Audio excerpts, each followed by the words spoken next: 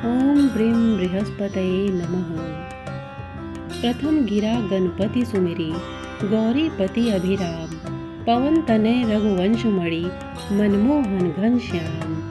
गुरु बृहस्पति की कथा, जन जन वन दातार। राम लग्न भाषा रचियो, जनमन गण सुखसार। बृहस्पतिवार के व्रत की महिमा। बृहस्पतिवार व्रत करने से मनुष्य की सब मनोकामना पूर्ण होती है। इसके व्रत करने से देव गुरु महाराज बृहस्पति प्रसन्न होकर व्रतकर्ता को विद्या, बुद्धि, धन, धान्य और पुत्र पौत्र आदि से संपन्न कर उसके सब मनोरथों को पूर्ण करते हैं। इसमें कुछ संदेह नहीं है। गुरु बृहस्पति देवताओं के भी देवता और महान शक्तिशाली हैं। जो लोग बृहस्पतिवार का व्रत करते हैं उनका परिवार सर्वदा सुखी रहता है और उनके घर में सर्वदा शांति बनी रहती है। अतएव यह व्रत सब व्रतों में उत्तम और बहुत ही फलदायक है। स्त्री हो या पुरुष, सभी के लिए यह व्रत सुखदायक और हितकारी है, क्योंकि इसके स्वामी देवताओं के गुरु बृहस्पति हैं। जिन लोगों ने बृहस्पतिवार का व्रत किया उनके सब मनोरथ पूर्ण हुए। आइए जानते हैं बृहस्पतिवार व्रत की विधि।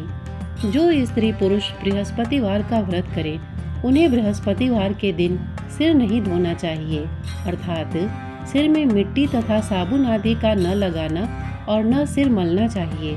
बृहस्पतिवार के व्रती को दिन में एक ही समय का आहार करना योग्य है।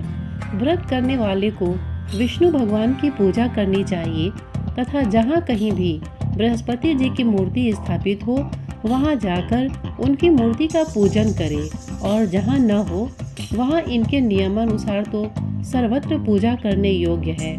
इनके व्रती को भोजन हेतु चने की दाल, चने का हलवा आदि इस प्रकार पीला आहार ग्रहण करना चाहिए। व्रती को चाहिए कि उस दिन नमक का सर्वथा ही परित्याग करे। वह पीले वस्त्र पहने, पीत पुष्प ग्रहण करे, पीला फल लेवे और इस प्रकार पीला चंदन, पीला वस्त्र और पीले फूल से ही उनकी पूजा करे। हाथ में चने की दाल, गुड़ और पीला फूल लेकर बड़े प्रेम से बृहस्पति की इस कथा को पीले वस्त्र में चने की दाल, बतासा और धातुओं में सोना अथवा पीतल लेकर बृहस्पति भगवान को अर्पण कर पूजा करे। उसके पश्चात कथा सुने। यही बृहस्पति भगवान की पूजा की विधि कही गई है। बृहस्पति भगवान की प्रसन्नता के लिए बृहस्पतिवार के दिन व्रत करके श्री विष्णु भगवान की पूजा करें, और यदि ऐसा अवसर उपलब्ध न हो तो केले के वृक्ष में जल डालें। बृहस्पति जी की कथा सुनने और पूजन करने में व्रत करने वाले को मन, वचन और कर्म से सर्वथा ही शुद्ध रहना चाहिए, और जब तक कथा सुने वहां से उठे नहीं और न बोले, अर्थात मौन भाव से सुने। इस प्रकार बृहस्पति जी से उनमें विश्वास और हित कामना की भावना रखे। बृहस्पति देव की प्रसन्नता के लिए व्रती हो अथवा कोई भी दुखी या सुखी मनुष्य पोखराज की अंगूठी धारण करे। इससे बृहस्पति जी उस पर प्रसन्न होते हैं। बृहस्पति जी के लिए पीला ही नैवेद्य अर्पण करना चाहिए।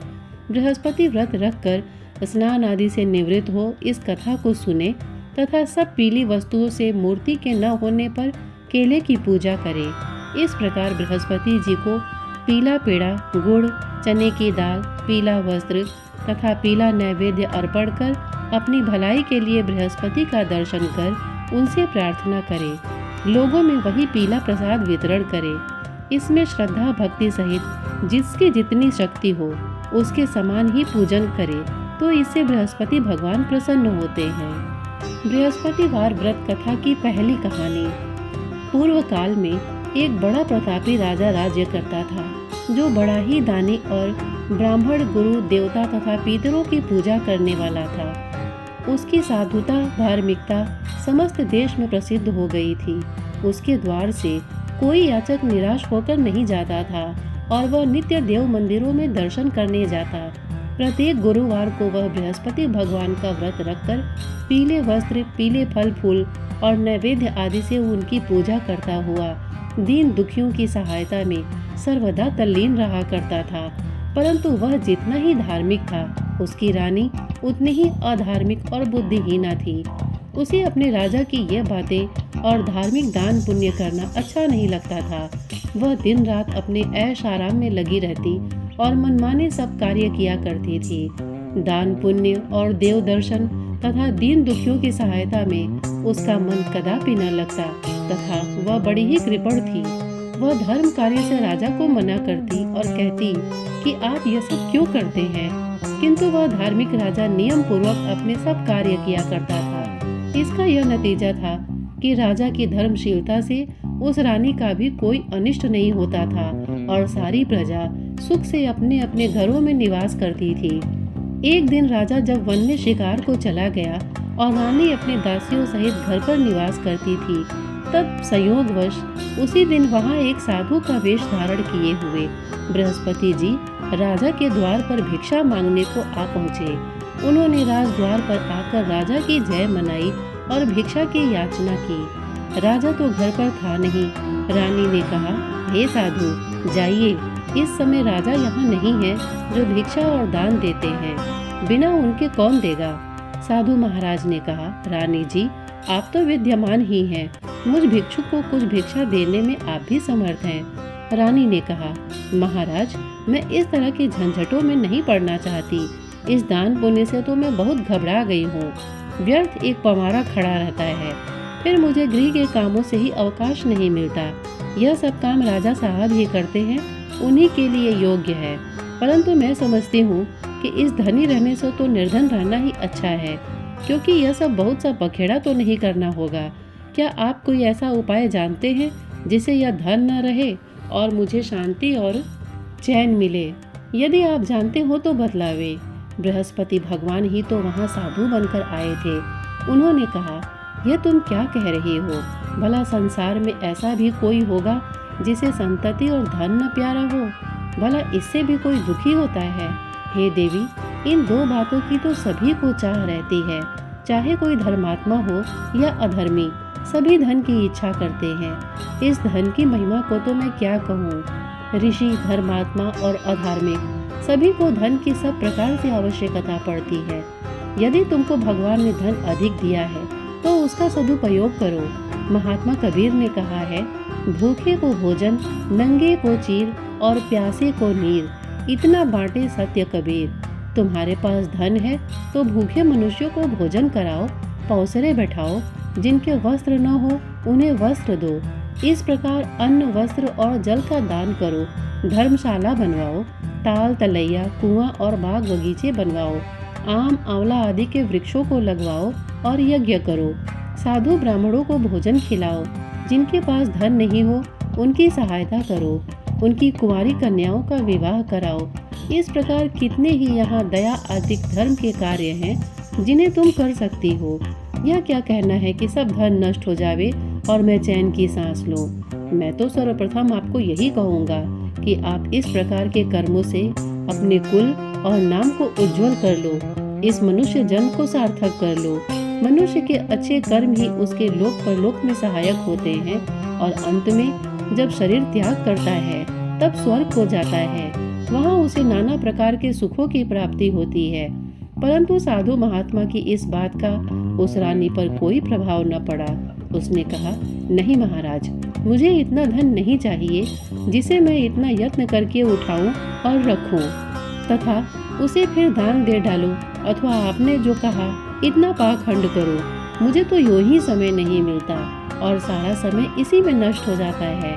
महात्मा ने फिर कहा, हे देवी, बड़े दुख की बात है जो तुम अपना ऐसा विचार प्रकट करती हो।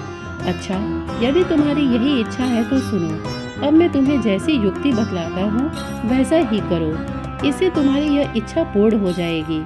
बृहस्पतिवार के दिन तुम अपने सब घर को लिपवा दिया करो। स्नान करने के पहले अपने सिर के बालों को अच्छी तरह धोकर तब स्नान किया करो। तुम्हारा राजा बृहस्पतिवार के दिन बाल बनवाया करे और भोजन में मांस मदिरा का सेवन किया करे तथा धोबी को बुलाकर वस्त्रों को धुलने के लिए दिया करो। 7 बृहस्पतिवार को यदि तुम ऐसा कर सकोगी तो तुम्हारा यह धन नष्ट हो जाएगा, इसमें कुछ संशय नहीं है। यह कहकर वह महात्मा तो चले गए और रानी ने उस बात को अपने मन में रख लिया। उसने बृहस्पतिवार के दिन वैसा ही किया। फिर तो बृहस्पति देव उस पर कुपित हो गए और 3 बृहस्पतिवार पूरा होते होते उसका राजपाट आदि सब नष्ट हो गया। यहाँ तक कि रानी के घर में खाने तक का ठिकाना न रह गया। उसके सुख चैन के दिन दूर हो गए। दोनों समय की कौन कहे, एक समय के खाने के लाले पड़ गए। तब राजा ने व्याकुल होकर रानी से कहा कि हे रानी जी, आप तो यहाँ रहिए, परंतु अब मुझसे यहाँ नहीं रहा जाएगा, क्योंकि यहाँ तो मुझको सब लोग जानते हैं, जिससे कोई उपाय से या कोई काम धंधा करके भी अपनी जीविका नहीं चला सकता। इसलिए किसी दूसरे देश में जाऊंगा, जहाँ मैं खाने पीने का कोई धंधा नौकरी करके अपने दिन व्यतीत करूंगा। कहा भी है, देश चोरी परदेश भिक्षा। शास्त्र में कहा है कि दूर चले जाने पर मनुष्य का दुर्दिन दूर हो जाता है। यह कहकर राजा ने घर छोड़ दिया और दूर परदेश में चले गए। परंतु वहाँ से भी कुछ अच्छी बुद्धि न प्राप्त हुई तो वन में जाकर वह लकड़ियाँ काटकर शहर में लाकर बेचते और उससे जो कुछ मिल जाता उसी को ले वह किसी तरह अपना पेट पालन कर लेते।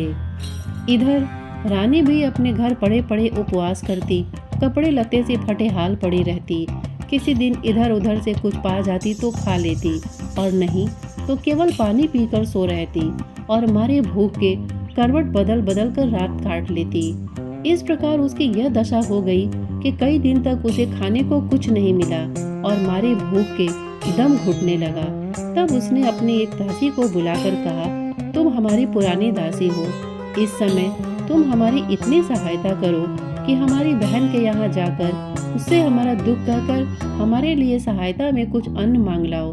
हमारी बहन नेक और धनवान है, वह अवश्य ही हमारी सहायता करेगी। यदि वह कुछ सहायता कर देती तो हमारे कुछ दिन खाने को हो जाता, और नहीं तो 10-5 सेर बेझड़ ही मांग लाना। दासी उसकी बहन के घर गई। जिस समय वह दासी उसकी बहन के पास पहुंची, उसी समय वह बृहस्पति का व्रत किए कथा सुनने को बैठी थी। उसने उसी समय कहा कि हे रानी, मैं आपकी बहन के पास से आई हूँ। आपकी बहन इस समय बड़े कष्ट में है, आप उनकी कुछ सहायता करें, और नहीं तो 10-5 सेर बेझड़ ही उनके लिए दे देवे तो कुछ दिन कट जाएंगे। दासी ने कई बार कहा, परंतु रानी ने ध्यान नहीं दिया और ना कुछ बोली, क्योंकि वह मौन भाव से एकाग्रचित हो बृहस्पति भगवान की कथा सुनने में लीन थी। जब रानी कुछ न बोली तो वह मन में उदास हो अपने घर को लौट उस रानी के पास चली आई जिसने उसे भेजा था, और आकर रानी से कहा कि आपकी बहन तो बड़ी घमंडी है, वह सहायता और बेझड़ क्या देती, उसने तो मुँह से एक बात भी न की। उसे सुन रानी ने कहा, यह उसका दोष नहीं है, यह सब अपने बुरे दिन की बात है। जब बुरे दिन आते हैं तब तृण भी पहाड़ बन जाता है और मित्र भी शत्रु हो जाते हैं, तथा कोई भी उस दुखी का साथ नहीं देता। इधर तो यह बात हुई। उधर जब वह रानी बृहस्पति जी की कथा सुनकर उठी तो उसे ख्याल हुआ कि मेरी बहन की दासी आई थी और व्रत की कथा सुनने में मैंने उसे कुछ बात भी नहीं की। इस बात को विचार कर वह किंचित शांत रही और जानकर भाव भक्ति से पूर्ण सप्रेम विष्णु का पूजन किया। उसने भगवान की पूजा की। विसर्जन कर वह सीधे अपनी बहन के घर गई और कहा कि हे बहन, तुम्हारी दासी मेरे पास गई थी, परंतु मैं बृहस्पतिवार का व्रत किए बैठी थी और मौन भाव से कथा सुन रही थी। उस कथा में जब तक कथा पूरी न हो जाए बोला नहीं जाता और न वहाँ से उठा ही जाता है। इस कारण वह लौट आई और कहा, बहन, उसे आपने मेरे पास किस लिए भेजा था? रानी बोली, बहन, मेरे पास अन्न नहीं था। तुम तो जानती हो कि इधर हमारे घर की दशा बड़ी शोचनीय हो गई है, इसलिए मैंने दासी को तुम्हारे पास 5 सेर बेझड़ लेने के लिए भेजा था, परंतु वह खाली हाथ लौट आई। मैंने सोचा कि तुम किसी काम में फंसी होगी, जिससे दासी को यूं ही लौटा दिया होगा। रानी बोली, नहीं बहन, उसने तो मुझसे कुछ नहीं कहा था, परंतु यह क्या बात है? मैं तो समझती हूँ कि तुम्हारे घर में ही बेझड़ मौजूद है। तुम अपने घर में फिर देखो। अपनी बहन के ऐसा कहने पर रानी ने जब घर में जाकर देखा तो बेझड़ से भरा हुआ एक घड़ा मिल गया। अब तो वह रानी और बांदी बहुत ही खुश हुई। बांदी ने कहा, हे रानी, यूँ तो भोजन के अभाव में हम लोग नित्य ही व्रत करते हैं, इसलिए मेरी समझ में ये आता है कि यदि हम लोग इनसे यह व्रत विधि और कथा पूछ ले और किया भी करें तो कोई हानि नहीं है। रानी ने कहा, कोई हानि नहीं है, अवश्य ही पूछ लिया जाए। रानी ने अपनी बहन के समीप बैठकर पूछा कि हे बहन, बृहस्पति के व्रत का क्या विधान है और वह व्रत कैसे किया जाता है। उस धार्मिक रानी ने कहा, बहन, बृहस्पति भगवान की कथा में कोई विशेष झंझट नहीं करनी पड़ती। केवल चने की दाल और मुनक्का से विष्णु भगवान का केले की जड़ में पूजन करना चाहिए तथा वहाँ दीपदान भी करे, अर्थात दीपक जलावे। उस दिन पीला भोजन करे और कहानी सुने। ऐसा करने से गुरु बृहस्पति प्रसन्न होते हैं। उनकी प्रसन्नता से अन्न, धन और पुत्र की प्राप्ति होती है तथा मनुष्य की सब कामनाएं पूर्ण हो जाती हैं। यह सुन उस रानी और दासी दोनों ने निश्चय किया कि बृहस्पति का व्रत अवश्य करेंगे। जब 7 दिन के बाद बृहस्पति का दिन आया तो उन दोनों ने व्रत किया। तब चना और गुड़ कहाँ मिले, इसके लिए उन्होंने घुड़साल में प्रवेश किया और वहां से जाकर चना और गुड़ बीन कर ले आई और उस चने की दाल बीन कर गुड़ सहित जाकर केले की जड़ में विष्णु भगवान की पूजा की। इस प्रकार उन्होंने व्रत कर लिया, परंतु पीला भोजन कहाँ से प्राप्त हो। बेचारी रानी और दासी दोनों ही बड़ी दुखित हुई। परंतु व्रत के प्रभाव से भगवान बृहस्पति तो बड़े ही प्रसन्न थे, इसलिए थालों में पीला भोजन लिए भगवान स्वयं उपस्थित हुए और दासी को देकर बोले, यह तुम्हें और तुम्हारी रानी दोनों के लिए है, अब इसी को भोजन करना। दासी प्रसन्न हो वह भोजन रानी के पास ले गई और सब बातें कहकर भोजन दिया। बांदी और रानी दोनों ने बड़ी प्रसन्नता से भोजन किया। फिर तो वह हर बृहस्पतिवार को व्रत रखती और देवगुरु बृहस्पति के लिए भगवान विष्णु की पूजा करती। इस पूजा से वह फिर रानी हो गई। उसके घर में ज्यों के त्यों सारी संपदा भर गई और दासी भी बड़ी धनवान हो गई। परंतु ब्रह्मा के लेख और कर्म की रेखा को मिटाना बड़ा कठिन होता है। रानी फिर आलसी हो गई। तब दासी ने कहा, देखो रानी, तुम पहले भी इसी प्रकार आलस्य करती थी, जिससे सब कुछ नष्ट हो गया। बहुत परिश्रम के बाद तुम्हारे ये सुदिन लौटे हैं। अब फिर वही आलस्य न करो। दीन जनों को दान देकर सब पुण्य कर्म करो। भूखों को भोजन और प्यासों को पानी दो। पौसरे बिठाओ। ब्राह्मणों को दान, मान, सम्मान और भोजन दो। रानी ने फिर खूब सुकर्म किया और उसका यश फैल गया। वह अपने पति राजा के लिए चिंता में पड़ी कि राजा कैसे होंगे। उसने गुरु बृहस्पति से राजा के मिलने की प्रार्थना की। भगवान ने रात्रि में राजा को स्वप्न दिया। राजा प्रातः काल होते ही अपने देश को चला। मार्ग में उसकी बृहस्पति से भेंट हो गई। उन्होंने राजा से अपना व्रत करने को कहा।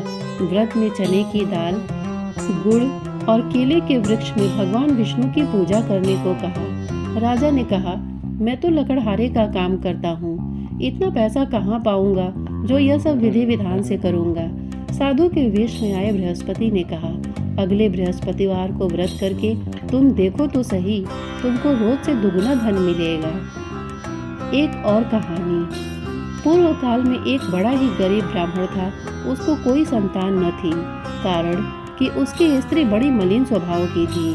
प्रातः सोकर उठते ही वह सर्वप्रथम भोजन करती, फिर दूसरा कार्य करती। यह देखकर वह ब्राह्मण बड़ा दुखी रहता। कुछ समय बाद उसकी स्त्री को एक कन्या उत्पन्न हुई। वह कन्या एक कन्या रत्न थी। वह कन्या ज्यों-ज्यों बड़ी हुई, उसका स्वभाव निखरता गया। नित्य प्रातः उठते ही नित्य कर्म, स्नान आदि करती और भगवान विष्णु की पूजा के साथ प्रति बृहस्पतिवार को गुरु बृहस्पति का व्रत भी किया करती थी। जब वह विद्यालय में पढ़ने जाती तो अपने हाथ में एक मुट्ठी जौ भर के ले जाती और मार्ग में डाल देती। उसके सब जौ सोने के हो जाते और जब वह पढ़कर लौटती तो उन्हें बीन कर अपने घर ले आती थी। एक दिन वह बालिका जौओं को सूप में रखकर फटकने लगी। तब उसकी माँ ने कहा, बेटी, सोने के जौओं को फटकने के लिए सोने का सूप भी होना चाहिए। उसके दूसरे बृहस्पति का दिन पड़ता था। उसने नित्य की भांति गुरु बृहस्पति का व्रत किया और एक मुट्ठी जौ ले जाकर मार्ग में छींट दिया तथा कहा कि हे गुरु, यदि मैं सच्चे मन से आपका व्रत करती हूँ तो उसके प्रताप से आप एक सोने का सूप भी दे दीजिए। जब वह कन्या पाठशाला से लौटकर जौ बिटोरने लगी तो गुरु बृहस्पति की कृपा से उस दिन उसे सोने का सूप भी मिल गया। दूसरे दिन जब वह कन्या सोने के सूप में उन सोने के जौओं को फटक रही थी तो उस शहर का राजकुमार उधर से आ निकला। वह उस कन्या को देख और उसके रूप, शील एवं गुणों को देखकर उस पर मोहित हो गया और अपने घर पर आकर बीमारी का बहाना करके लेट गया। जब यह समाचार उसके पिता को मिला तब रानी ने आकर उससे उसकी बीमारी का कारण पूछा तो राजकुमार ने बताया कि मुझे कोई रोग या कष्ट नहीं है, मैं केवल यही चाहता हूँ कि जो राजकन्या सोने के जवों को सोने के सूप में फटक रही थी उससे मेरा विवाह हो जाए। राजा ने राजकुमार को समझा बुझाकर शांत किया और कहा कि मैं पता लगाकर उसी कन्या से तुम्हारा विवाह कर दूंगा। राजकुमार ने कन्या के घर का पता बतलाया। राजा का मंत्री उस ब्राह्मण के पास गया और सब समाचार कहा। ब्राह्मण ने सविधि अपनी कन्या राजकुमार को दे दी। कन्या के जाते ही ब्राह्मण पूर्ववत दरिद्र हो गया। अन्न वस्त्र से दुखी उसका एक एक दिन मुश्किल से व्यतीत होने लगा। एक दिन वह दुखी पिता अपनी कन्या से भेंट करने को गया। कन्या पिता की दीनता देखकर बोली कि पिताजी, आप मेरी माताजी को यहाँ लिवा लाइए, मैं उनको वह युक्ति बतलाऊंगी जिससे आपकी गरीबी सर्वदा के लिए दूर हो जाएगी। ब्राह्मण घर गया और अपनी पत्नी को कन्या के घर लिवा आया। कन्या ने अपनी माता को समझाते हुए कहा कि माताजी, आप नित्य प्रातः उठकर नित्य क्रिया से निवृत्त होकर स्नान आदि करके भगवान विष्णु की पूजा किया करें तो आपके घर की सारी दरिद्रता दूर हो जाएगी। परंतु उसने ध्यान नहीं दिया और पहले के भांति उठकर बच्चों का जूठन खा लेती थी। यह सब सुनकर पुत्री को बड़ा दुख हुआ तो उसने जाकर अपनी माँ को काल कोठरी में बंद कर दिया और प्रातः निकालकर स्नान, पूजा पाठ आदि कराया। इससे उस ब्राह्मणी की बुद्धि ठीक हो गई और वह बृहस्पतिवार का व्रत करने लगी। बृहस्पति भगवान के व्रत से वह ब्राह्मण धनवान और सुखी हो गया तथा मरने पर वे पति पत्नी स्वर्ग के सुख को प्राप्त हुए। उधर वह राजा जो लकड़हारे का कार्य करके अपनी जीविका चलाता था और साधु महात्मा के कथन से जब बृहस्पति का व्रत किया तो उसके लकड़ी के व्यापार में दूना चौगुना लाभ होने लगा। परंतु किसी एक दो बृहस्पतिवार का व्रत उसने नहीं किया तो गुरु बृहस्पति की नाराजगी से उसे बड़ा कष्ट हुआ। उस दिन उस नगर के राजा ने यज्ञ किया जिसमें उसने यह घोषणा कर दी कि कोई मनुष्य अपने घर भोजन न करे, न अग्नि जलावे, सभी मेरे घर आकर भोजन करे। जो इस आज्ञा का पालन नहीं करेगा उसे फांसी पर लटका दिया जाएगा। राजआज्ञा से सभी भोजन करने को गए। यही एक लकड़हारा कुछ देर से पहुंचा, इसलिए राजा उसे अपने साथ घर लिवा गए और जब भोजन करा रहे थे तो रानी की दृष्टि खूंटी पर पड़ी जिस पर नौलखा हार लटका हुआ था, वह न दिखा। रानी ने सोचा कि इसी मनुष्य ने हार चुरा लिया है। फिर उसी समय उसको जेल खाने में डाल दिया गया। जब राजा जेल खाने में गया तो विचार करने लगा कि यह तो न जाने मेरे किस जन्म का दुष्कर्म था जिससे मुझे यह दुख प्राप्त हुआ। उसी समय बृहस्पति जी साधु के वेश में उसके समक्ष आए और कहा कि तुमने बृहस्पति जी का व्रत नहीं किया, इसी से तुमको यह दुख प्राप्त हुआ है। खैर, अब कल ही बृहस्पतिवार है, इसी जेल खाने के फाटक पर तुमको पड़ा हुआ 4 पैसा मिलेगा, उसी से तुम व्रत कर लेना। और उधर राजा को स्वप्न दिया कि हे राजा, तुमने जिस व्यक्ति को जेल खाने में भेजा है वह सर्वथा निर्दोष है और वह राजा है, उसको छोड़ दो। रानी का हार उसी खूंटी पर है, यदि नहीं छोड़ोगे तो तुम्हारा राज्य नष्ट हो जाएगा। राजा ने स्वप्न देखकर सवेरे उठकर देखा तो हार खूंटी पर दिखाई दिया। उसे देखकर राजा ने प्रसन्न होकर लकड़हारे को बुलाकर क्षमा मांगी तथा उसे राजा के योग्य सुंदर वस्त्र आभूषण देकर विदा किया। राजा अपने नगर को चला गया। जब वहां पहुंचा तो क्या देखता है कि अब तो यहाँ सब सुख छाया हुआ है। चलते चलते वह घर पर आए। यहाँ रानी ने राजा के स्वागतार्थ पहले से ही बांदी को द्वार पर भेज दिया था। बांदी बड़े स्वागत से राजा को महल में लिवा ले गई। राजा ने क्रुद्ध होकर रानी से पूछा, यह धन वैभव तुमको किस प्रकार मिल गया? उसने कहा, यह सब गुरु बृहस्पति के व्रत करने की महिमा है। राजा ने कहा, बड़ी अच्छी बात है, अब मैं यह व्रत नियम पूर्वक करूँगा। और यहाँ तक कि सर्वदा राजा के दुपट्टे में चने की दाल बंधी रहती थी और दिन में 3 बार गुरु महाराज की कहानी कहा करता था। एक दिन वह राजा घोड़े पर सवार होकर अपनी बहन के घर उसे देखने चला। मार्ग में उसने देखा कि एक मुर्दे को लेकर कुछ लोग स्मशान को जा रहे हैं। राजा ने कहा, अरे भाइयों, जरा ठहर जाओ और बृहस्पति भगवान की कथा सुन लो। उसे सुन उन सबों को बहुत आश्चर्य हुआ, परंतु राजा ने कह सुनकर सबको रोक लिया और कहानी आरंभ की। जब कहानी आधी पहुंची तो मुर्दा हिलने लगा और कहानी ज्यों ही समाप्त हुई कि वह राम राम कह के उठ खड़ा हुआ। राजा वहां से आगे बढ़ा तो एक किसान जो हल जोत रहा था, राजा ने उसे कहानी सुनानी चाहिए तो उसने कहा, वाह, मैं अपना हल चलाऊं कि तुम्हारी कहानी सुनूं।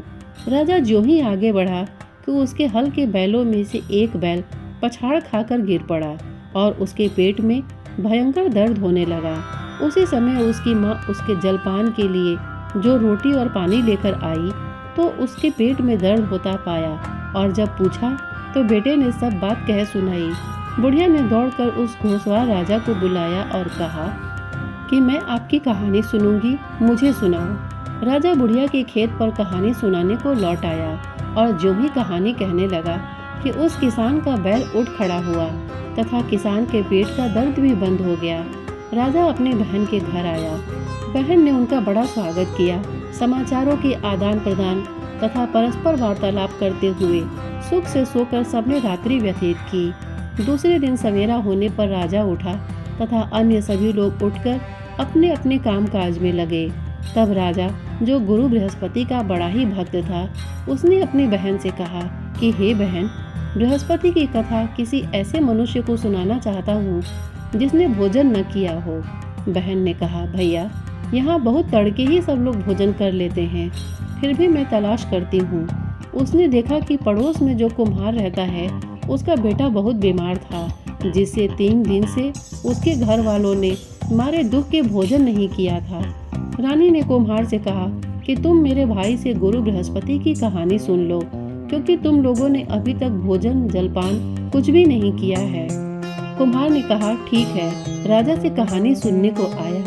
राजा ने उसके घर जाकर बृहस्पति की कहानी सुनाई। उसके प्रताप से उसके लड़के की सारी बीमारी दूर हो गई और उसे आराम हो गया। लोग राजा से प्रार्थना करने लगे। दूसरे दिन जब राजा अपने घर को चलना चाहा तो उसने बहन से भी चलने को कहा। बहन ने अपनी सास से जो ही आज्ञा मांगी तो उसने कहा, अच्छा तू जा, परंतु अपने बच्चे को न ले जाना, क्योंकि तेरा भाई संतान रहित है। तब बहन ने अपने भाई से कहा कि भैया, मैं तो चलूंगी, परंतु मेरे बच्चे लोग नहीं जा सकेंगे, क्योंकि माता जी की आज्ञा नहीं है। राजा बोला, जब बच्चे ही नहीं जाएंगे तब तुम ही चलकर क्या करोगी। निराश राजा अपने घर को लौट आया और राजा ने अपनी रानी से कहा कि मैं संतानहीन हूँ, जिससे सभी लोग मुझसे परहेज करते हैं। रानी ने कहा, घबराइए नहीं, बृहस्पति भगवान की कृपा से हमें भी संतान की प्राप्ति होगी। फिर तो उसी रात्रि में राजा को संतान प्राप्त होने के लिए स्वप्न हुआ। रानी गर्भवती हुई और ठीक 9वें महीने में उसे पुत्र की प्राप्ति हुई। रानी की बहन भी आ गई और वे सब लोग जो उनके संतानहीन होने से घृणा करते थे, वे लज्जित हुए और घर आकर खान पान में सम्मिलित हो राजा रानी को बधाई देने लगे। इस प्रकार बृहस्पतिवार का व्रत करने से गुरु बृहस्पति मनुष्य की सब कामनाएं पूर्ण कर देते हैं। बोलो बृहस्पति भगवान की जय। हिंदू धर्म में बृहस्पति देव को सभी देवताओं का गुरु माना जाता है। गुरुवार के व्रत में व्रत कथा सुनने के बाद बृहस्पति देव की आरती करने का विधान माना जाता है। गुरु बृहस्पति देव की आरती। जय बृहस्पति देवा, ओम जय बृहस्पति देवा। छिन छिन भोग लगाऊं, कदली फल मेवा। ओम जय बृहस्पति देवा।